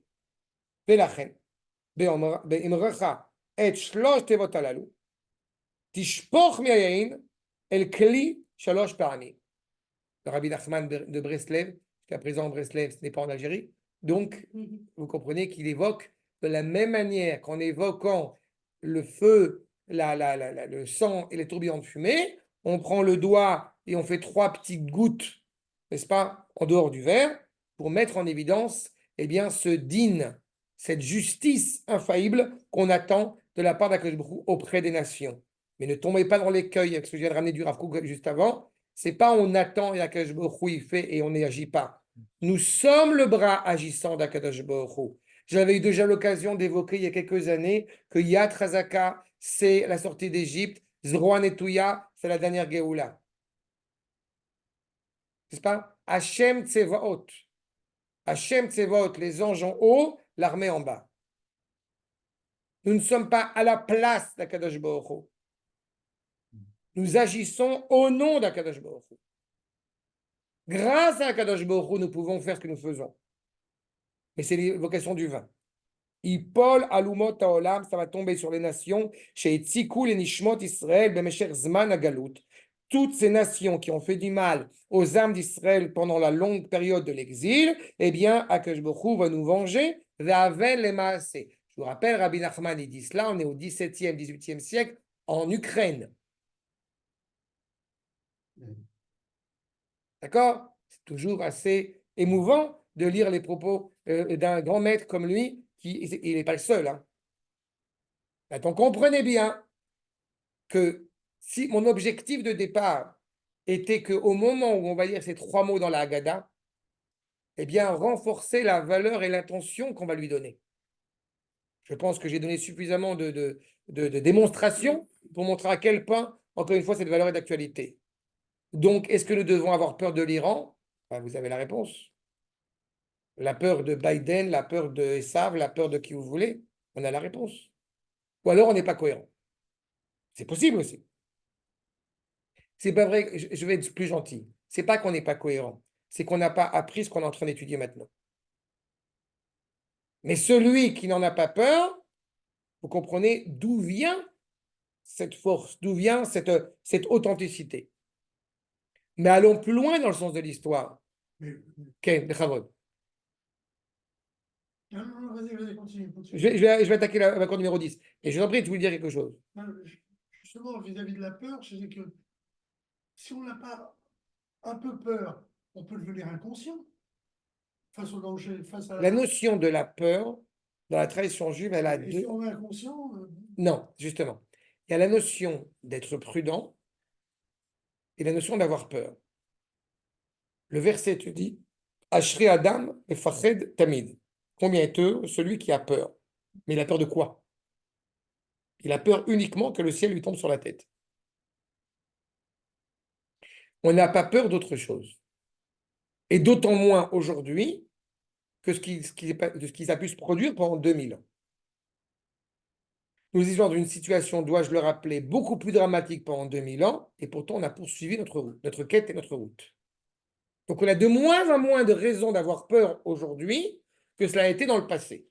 Par contre, je ne suis pas inconscient. Ce que j'appelle justement la nuance entre la peur et la prudence, c'est de faire en sorte de s'organiser pour affronter tout défi qui peut être devant nous. Mais la peur, elle glace. La peur, elle empêche d'agir. La peur, elle empêche de réfléchir. C'est pour ça que c'est dangereux. Les gens qui ont peur meurent deux fois. De peur d'abord. Oui, ben, je suis tout à fait d'accord avec cette phrase. Bien sûr. C'est ça le problème de la peur. La peur, te dira le Rambam et le Rav Kook aussi dans les Derriakar, la peur est une maladie de l'âme. On ne doit pas avoir peur. On a une certaine défiance, on a une certaine... quand je vais faire un cours, j'ai pas peur. Mais oui, je crains. Qu'est-ce que je pourrais craindre? Je crains de ne pas être à la hauteur et de ne pas être suffisamment juste par rapport aux propos que je tiens. Pas suffisamment précis par rapport aux propos que je tiens. Oui, il y a une crainte, mais ce n'est pas de la peur. Si j'avais peur, je ne pourrais pas donner cours. Si un soldat il a peur, il ne peut pas agir. On a les tefilines du bras et les tefilines de la pensée. Et justement, parce qu'il est particulièrement difficile d'arriver à assumer, d'arriver à surmonter cette peur qui existe, qui est légitime, eh bien, automatiquement, il doit y avoir des forces internes, ça je passe mon temps à le répéter, qui doivent être là pour renforcer le moral des troupes. On doit avoir des gens aujourd'hui qui sont là pour renforcer le peuple, pas pour être anxiogène, pas pour lui dire c'est la fin de l'État d'Israël, pas pour lui dire c'est fini, on va tous mourir. Non, c'est la fin du sionisme. Non, je refuse ce postulat. Et l'histoire et les commentaires et les explications de nos maîtres ne font que ratifier ce que je suis en train de vous dire. Regardez la suite. Rabbi Sagabavanel. Shakavana Amitit.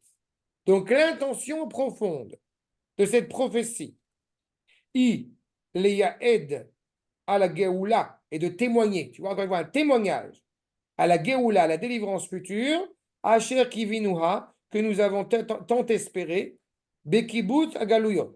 Parce qu'apparemment, le Rabbi Tzadok Abavanel, il laisse entendre qu'il y a une période dans l'histoire où les exilés vont commencer à revenir en Eretz Israël. Je ne sais pas de quoi il parle, mais apparemment, il y a une période où ça va se passer. Il est conseiller d'histoire. D'accord. D'Isabelle, c'est pourri. Rien un juif. En tout cas, il laisse entendre au XVe siècle qu'il y a une... Bon, on sait, hein, c'est Yecheskel, chapitre 36, mais il laisse entendre qu'apparemment, à un moment dans l'histoire, il y a des séfarades qui vont se faire avec des ashkénazes et tout ça. Enfin, le peuple juif va se retrouver. Je ne sais pas de quoi il parle, mais bon, admettons. Une fois, j'ai lu. Je t'en prie en avance. Réponds après, je t'ai lu.